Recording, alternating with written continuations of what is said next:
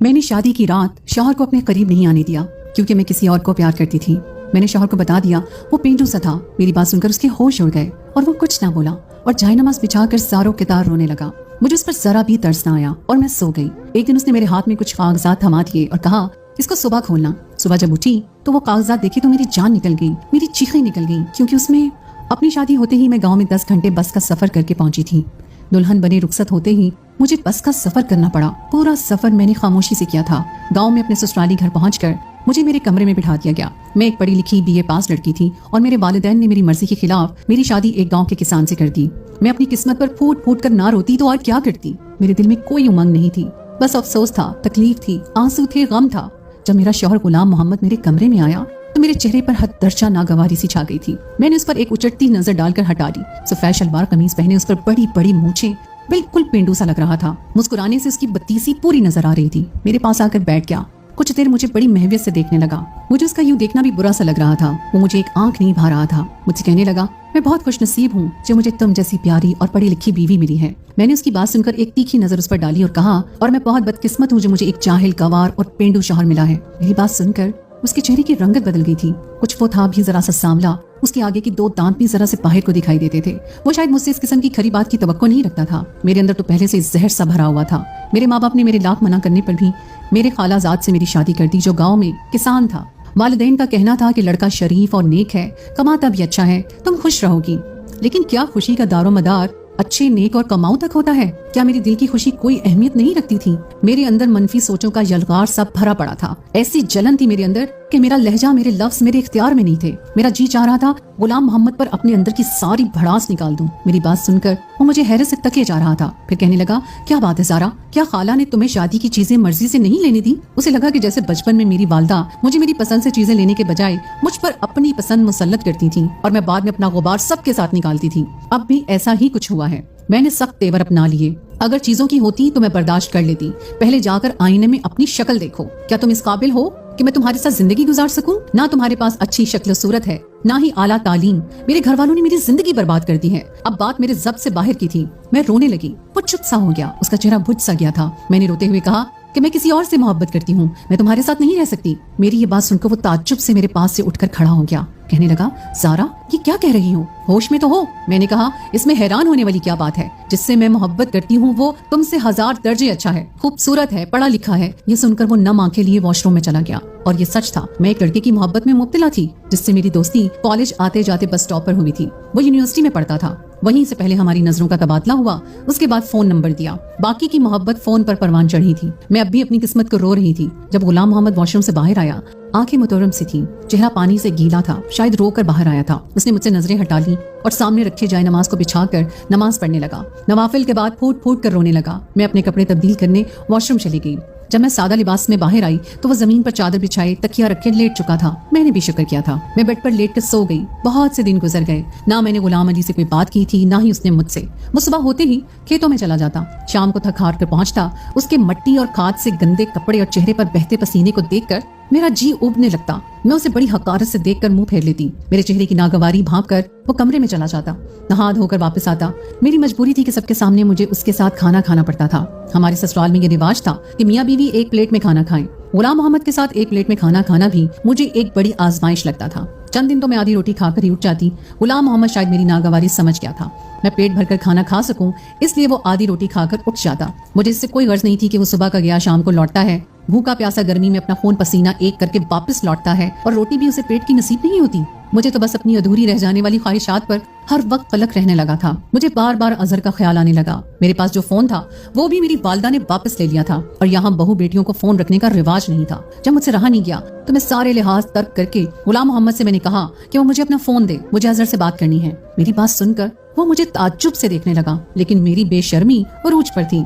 मैंने उसके हाथ से फोन छीनकर अजहर का नंबर मिलाया और बातचीत शुरू कर दी। अजहर भी मेरी वजह से बेहद परेशान था। मैंने उसे रो रो कर खुद पर होने वाली ज्यादती का जिक्र किया जो मेरे वालिदैन ने मुझ पर की थी। गुलाम मोहम्मद की मौजूदगी का भी मुझे कोई पास न था। वो खामोशी से चादर जमीन पर बिछाए लेट गया। मैं काफी देर अजहर से बात करती रही। फिर तो मैंने तमाशा ही पकड़ लिया। रोज मैं गुलाम मोहम्मद से फोन लेती और अजहर से बातें करती। अजहर मुझे अब भी अपनाने को तैयार था। एक बार फोन के सिग्नल बार बार ड्रॉप हो रहे थे। गुलाम मोहम्मद सो चुका था। मैं कमरे से निकलकर सहन में आ गई ताकि मैं अजहर से बात कर सकूं। सहन में हमारे घर कोई नहीं सोता था। सब अपने कमरे में ही थे। मैं सहन में खड़ी होकर अजहर से बात करने लगी, लेकिन यकदम मुझसे किसी ने फोन छीन लिया। मैंने बरजस्ता देखा तो मेरा देवर मुझे गुस्से से देख रहा था। कहने लगा, बेशरम औरत, तुमने क्या गैरत बेच खाई है? शौहर के होते हुए यार पाल रखे हैं। न जाने वो कब से मेरी बातें सुन रहा था। वो जिस कदर बुलंद लहजे में बोल रहा था, आहिस्ता आहिस्ता सब लोग सहन में जमा हो चुके थे। गुलाम मोहम्मद भी आंखें मलता हुआ सहन में आ गया। क्या बात है, तुमने क्या शोर मचा रखा है? गुलाम मोहम्मद ने मेरे देवर को सख्त लहजे में कहा। मेरे देवर ने सबके सामने मेरी पोल खोल दी। सभी मुझे देखकर हैरान थे। मुझे लगा अब तो मुझे घर से निकाल ही देंगे। अच्छा है, मैं वापस अपने घर लौट जाऊंगी और फिर अजहर से शादी कर लूंगी। लेकिन गुलाम मोहम्मद ने सबके सामने मेरे देवर को झूठा कर दिया। कहने लगा, मुझे अपनी बीवी के किरदार पर भरोसा है। वो अपनी किसी सहेली से बात करती है और मेरी इजाजत से करती है। खबरदार जो किसी ने मेरी बीवी पर शक किया या उसके पाकीज़ा किरदार पर उंगली भी उठाई तो। चंद जुमलों में ही सबको वो समझा चुका था। बात वहीं खत्म हो गई, लेकिन मुझे इस पर और भी गुस्सा आने लगा। मैं कमरे में आकर उससे झगड़ने लगी। मैंने कहा, तुम होती कौन हो मेरे बारे में ही कहने वाले? अच्छा खासा मेरा रास्ता साफ हो रहा था। तुम अपने भाई की बात पर एतबार करके मुझ पर इल्जाम लगाकर मुझे निकाल सकते थे। तुम जानते हो कि मैं किससे बात करती हूँ। मैं यहाँ से वापस चली जाती। मेरे माँ बाप को मजबूरन मेरी शादी अजहर से करवानी पड़ती, लेकिन तुम्हारी इन बातों ने मेरी राहें बंद कर दी। तुम मेरा पीछा छोड़ क्यों नहीं देते? मेरी बात उसने खामोशी से सुनी। मैं गुस्से से उसे कह रही थी। वो कहने लगा कि अगर तुम मेरे साथ नहीं रहना चाहती तब भी मैं तुम्हारे किरदार पर गलत बात बर्दाश्त नहीं कर सकता। तुम्हारी और तुम्हारे माँ बाप की इज्जत मेरी इज्जत है। मैं सारे इल्जाम खुद पर लेकर तुम्हें छोड़ दूंगा ताकि तुम पर कोई उंगली न उठा सके। 2-3 दिन में तुम्हें खुद शहर लेकर जाऊंगा। अगर वो लड़का तुम्हें इज्जत से अपनाने को तैयार है, मैं खुद पर इल्जाम लेकर तुम्हें खाला के घर छोड़ दूंगा और बाद में तलाक भी भिजवा दूंगा। गुलाम मोहम्मद की बात सुनकर पहली बार मैं लाजवाब हुई थी। वो कम तालीम याफ्ता था, अनपढ़ था, बिल्कुल अंगूठा छाप था, लेकिन इज्जत गैरत का मतलब अच्छी तरह से जानता था। न जाने क्यों मेरे दिल में उसके लिए जज्बात कुछ बदलने लगे थे, लेकिन मैंने अपने आप को झटका और अजहर को सारी बात बता दी। वो तो सुनकर खुश हो गया। कहने लगा, तुम शहर में आ जाओ और अपने कजन से तलाक ले लो। हम पहले कोर्ट मैरिज करेंगे, तुम मेरे पास ही रहना। बाद में तुम्हारे माँ बाप हमें अपनाने के लिए मजबूर हो जाएंगे।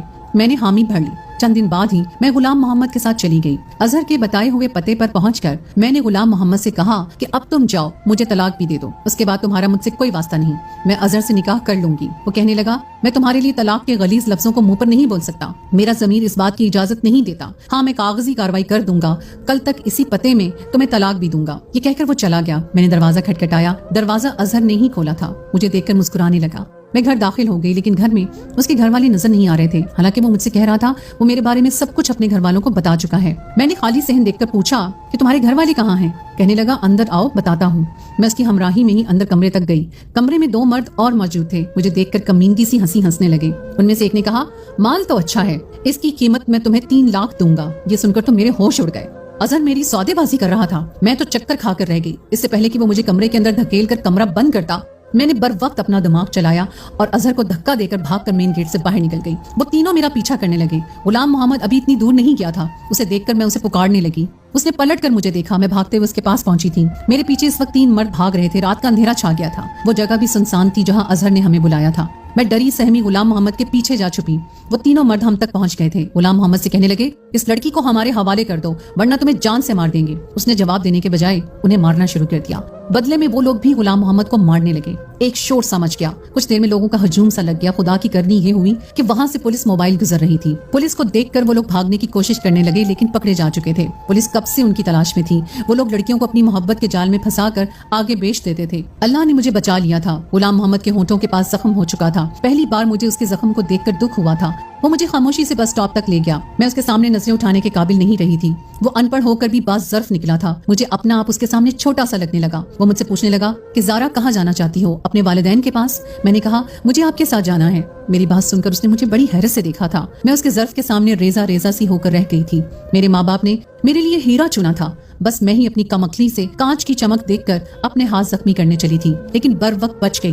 गुलाम मोहम्मद ने मुझसे दूसरा कोई सवाल नहीं पूछा और मुझे गांव ले गया। मैंने गुलाम मोहम्मद का जख्म देखकर फिक्रमंदी से पूछा कि गुलाम मोहम्मद तुम्हें हुआ क्या है? वो कहने लगा, बस से उतरते हुए गिर गया था, इसलिए चोट लग गई। मैं अपने अंदर बहुत शर्मिंदा सी होकर रह गई थी। मैंने अपने शौहर का बज़ाहिर देखकर उसे क्या कुछ नहीं सुनाया था, लेकिन उसने मेरे साथ अब तक भलाई ही की थी। 2 दिन तो मैं उसे नजर नहीं मिला पाई। अपने अंदर खुद को लानत मलामत करती रही। वो अब भी आधी रोटी खाकर मेरे पास से उठने लगा तो मैंने उसे रोक लिया। मैंने कहा, आप खाना ठीक से क्यों नहीं खाते? रोज आधी रोटी खाकर उठ जाते हो। मेरी बात पर गुलाम मोहम्मद ने मुझे हैरत से देखा था, फिर उठकर नहीं गया, चुपचाप खाना खाने लगा। अब मैं ख्याल रखने लगी थी। अंदर से तो मैं टूट चुकी थी, इसलिए अपने शौहर के सामने झुककर अपनी गलती का एतराफ करना मुझे मुश्किल लग रहा था। मैं चाहती थी कि वो मुझे खुद से माफ कर दे, लेकिन वो चुप था। रात को देर कमरे में आता और जमीन पर चादर बिछाकर लेट जाता। एक दिन मैंने अपनी सारी हिम्मत मजतमा करके उसके सामने बैठ गई। मैंने कहा, गुलाम मोहम्मद, मुझे माफ कर दें, मैंने आपको समझने में गलती कर दी। हीरा छोड़कर मैं कांच का सौदा करने चली थी। मैं रोते हुए अपनी गलती का एतराफ कर रही थी, लेकिन वो अब भी खामोश था, कुछ नहीं बोला, ना ही मुझे चुप करवाया। अपना तकिया उठाकर जमीन पर सोने लगा। मैंने कहा, आपकी जगह यहाँ नहीं है, आप ऊपर सो जाएं। मैं जानती हूँ कि मेरी गलती छोटी नहीं है, बहुत बड़ी है। मैंने आपका बहुत दिल दुखाया है, लेकिन आपने अभी तक अपना आला ज़र्फ ही मुझे दिखाया है। हो सके तो मुझे माफ कर देना। मुझे लगा अब वो जरूर मेरी कोताही को माफ करके मुझे सीने से लगा लेगा, लेकिन वो न जाने क्यों मुझे टिकटिकी बांधे देख रहा था। उसकी चुप मुझसे सही नहीं जा रही थी। मैंने कहा, गुलाम मोहम्मद, कुछ तो कहें, आप चुप क्यों हैं? मुझे डांट लें, अपना गुस्सा मुझ पर निकाल लें, मुझे माफ कर दें। मैं उसकी मिन्नत समाजत पर उतर आई थी, लेकिन उसकी चुप हनूस थी, वो नहीं टूटी। हमारी शादी को 6 माह बीत गए थे। शादी के बाद जो चुप का कुफल गुलाम मोहम्मद ने अपने होंठों पर लगाया, वो मेरी मिन्नत समाजत और रोना धोना भी ना खोल सका। वो मुझे खाली आंखों से देख रहा था, चुपचाप लेट गया। सुबह चंद कागजात मेरे हाथ में थमा दिए। मुझ पर तो गोया आसमान गिर पड़ा था। मैं तड़प तड़प कर रोने लगी, कहने लगी, गुलाम मोहम्मद, मुझे तलाक मत दो। मैं उसके सामने रोने बिलखने लगी, कहने लगा, तुम पढ़ी लिखी हो, इसे पढ़कर साइन कर देना। ये कहकर कमरे से बाहर निकल गया। मुझे नहीं मालूम था कि मर्द के दिल से उतर जाने के बाद औरत अपनी गलती पर जितनी चाहे माफी मांग ले, उसे वो इज्जत फिर से नहीं मिलती। या शायद मर्द सब कुछ सह लेता है, बस दूसरा मर्द बर्दाश्त नहीं कर सकता। मैं वो कागजात को हाथ में लेकर फूट फूट कर रोती रही। मेरी इतनी हिम्मत ना हुई वो कागज पढ़ूं। मैंने सोच लिया था कि रात को गुलाम मोहम्मद के पांव पड़कर माफी मांग लूंगी, लेकिन तलाक नहीं लूंगी। रात को जब वो कमरे में आया तो मैं उसके पांव में बैठ गई, गिड़गिड़ा कर उससे माफी मांगने लगी। उसने मुझे दोनों बाजुओं से पकड़कर खड़ा किया, कहने लगा, तुम कागज पढ़ लेती तो यूं ना रोती, वो तलाकनामा नहीं है। फिर दराज से निकालकर मुझे कागज पकड़ा दिए। मैंने आंसू पोंछकर जब कागज देखे तो वो जमीन के कागजात थे, जहाँ वो हल चलाता था। अपने हिस्से की सारी जमीन वो मेरे नाम कर रहा था। मैंने हैरत भरी नजरों से देखा कि वो अपना सब कुछ मुझे क्यों सौंप रहा है। मैंने कहा, गुलाम मोहम्मद, ये सब मेरे नाम क्यों कर रहे हैं? कहने लगा, इसलिए कि तुम मेरी बीवी हो। मैं कल शहर जा रहा हूँ, कुछ दिन के बाद लौटूंगा। गुलाम मोहम्मद ने मेरे लाख मना करने पर मुझे साइन करवा लिए। अगले रोज वो शहर चला गया। 4 दिन मैंने बड़ी बेसब्री से उसका इंतजार किया था। वो वापस तो आया, लेकिन घर में कोहराम समझ गया था। शहर से गुलाम मोहम्मद की मैयत गांव आई थी। मेरी तो दुनिया ही उजड़ गई थी। उसका एक शहरी दोस्त उसकी मैयत लेकर आया था। उसी ने बताया कि पिछले 2 माह पहले ही गुलाम मोहम्मद को मालूम हुआ कि उसे कैंसर है, वो ज्यादा दिन नहीं बच सकेगा। ना जाने पिछले 6 माह से कौन सा अमल उसे खाए जा रहा था, जिसका नतीजा उसकी जान ही ले गया। मुझ पर तो गशी के दौरे पड़ने लगे थे। 2 दिन बाद मैंने कुछ होश संभाला तो एक खत मुझे मेरी सास ने दिया। कहने लगी, ज़ारा, ये गुलाम मोहम्मद के दोस्त ने दिया है। कह रहा था, गुलाम मोहम्मद ने तुम्हारे नाम भेजा है।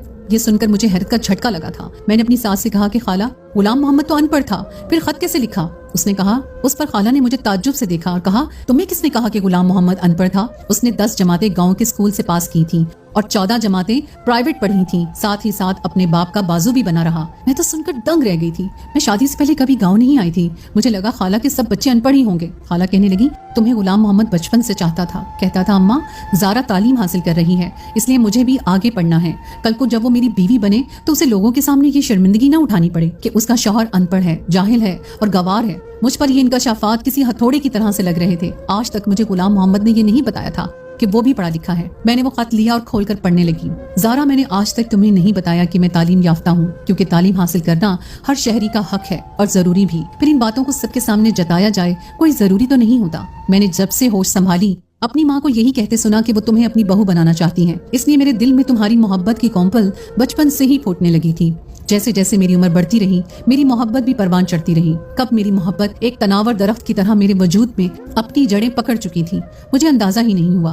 मुझे जब भी अम्मा ये कहती, ज़ारा पढ़ रही है, तो मुझे भी पढ़ाई का शौक होने लगा। जब वो ये कहती, ज़ारा को खाने में ये पसंद है, मुझे वही चीज खाने में अच्छी लगने लगी। मैं शायद गलती से तुमसे इश्क कर बैठा था ज़ारा, इसलिए शादी की रात तुम्हारे मुंह से सब बातें सुनकर मुझसे बर्दाश्त ही नहीं हुआ। मैंने आज तक कभी आंसू नहीं बहाए थे। रोना तो बहुत दूर की बात है, हर हालात का डट कर मुकाबला किया था, लेकिन उस दिन तो मैं टूट कर ही रह गया था। मर्द सब कुछ सह सकता है, लेकिन अगर लड़की शादी की पहली रात ये कह दे कि वो शौहर के बजाय किसी और से मोहब्बत करती है, तो शौहर का मान एतबार चिकनाचूर हो जाता है। मैं भी टूट चुका था। फिर मैंने तुमसे मोहब्बत भी बहुत टूट कर की थी, इसलिए जब तुम मेरे सामने अपने आशिक से बातें करती, ऐसी बातें जिन पर शौहर होने के नाते मेरा हक था, तो मेरा दिल खून के आंसू रोता था। कब ये गम मुझे कैंसर में मुब्तला कर गया, मुझे पता न चल सका। मैंने अपनी सारी जमा पूंजी तुम्हारे नाम कर दी कि कहीं मेरे मरने के बाद तुम्हारे साथ कोई हक तलफी न कर सके। तुम आजाद हो ज़ारा, पूरी इज्जत के साथ तुम्हें कोई भी अपना अपना सकता है। मेरी मोहब्बत शायद मेरा मसला थी, इसलिए कब्र तक मेरे साथ जाएगी। खत पढ़ते हुए मैं ज़ारों के तार रो रही थी। ये मैंने क्या कर दिया, क्यों कर दिया? मैंने सोचा समझा क्यों नहीं। मेरी बेतनाई ने मेरे शौहर की जान ले ली। मैं धाड़े मार मार कर रोने लगी। मेरी सास मुझे देखकर घबरा सी गई। कहने लगी, ज़ारा ऐसा क्या लिख दिया था उसने? मैं क्या जवाब देती, क्या कहती कि मैंने क्या खो दिया है। मुझे अकल तब आई जब मैं खाली और तहे दामन रह गई थी। मैं रोते हुए खुद कलाम थी, काश गुलाम मोहम्मद तुम्हारी जगह मैं मर जाती। गुलाम मोहम्मद, तुमने मुझ जैसी खुदगर्ज से क्यों मोहब्बत कर ली? काश कि तुम जिंदा रहते, तुम्हारे बदले मैं मर जाती। मेरे आंसू नहीं रुक रहे थे। मैं हिज़यानी की कैफियत से गुजर रही थी। एक वफा गुलाम मोहम्मद मुझसे निभाकर मनो मट्टी तले जा चुका था और एक मोहब्बत निभाने का मैंने अहद कर लिया था। आज मेरी उम्र 50 साल हो चुकी है और मैं अब भी गुलाम मोहम्मद की बेवा हूँ। मैंने अपने शौहर से मोहब्बत उसके मरने के बाद की थी, जो इस उम्र में पहुंचकर एक तनावर दरख्त की शक्ल इख्तियार कर चुकी है। उसकी मोहब्बत की जड़ें मुझे अंदर मजबूती से जड़ें पकड़ चुकी हैं। मैं बीमार रहने लगी हूँ। मुझे अभी यही लगता है गुलाम मोहम्मद को मरे हुए बस चंद घंटे ही हुए हैं। अभी मैंने उसका खत पढ़कर रखा है। मेरे लिए मेरे अंदर की दुनिया थक सी गई है। मेरा जख्म आज भी हरा है। मेरे दुख में कभी कमी नहीं आ सकी। मेरी उन लड़कियों से गुजारिश है जो अपनी आला तालीम को सर पर सवार कर लेती हैं और अपने कम तालीम याफ्ता शौहर को हकारत से देखती हैं कि खुदारा अपने शौहर की कदर करें। जितना मुखलिस वो आपसे है, कोई सड़क छाप आशिक नहीं हो सकता। जो शख्स आपको इज्जत से बयाने के बजाय कोर्ट मैरिज का मशवरा दे, वो आपको बेच खाएगा। काश कि ये बात मैंने पहली समझी होती तो शायद गुलाम मोहम्मद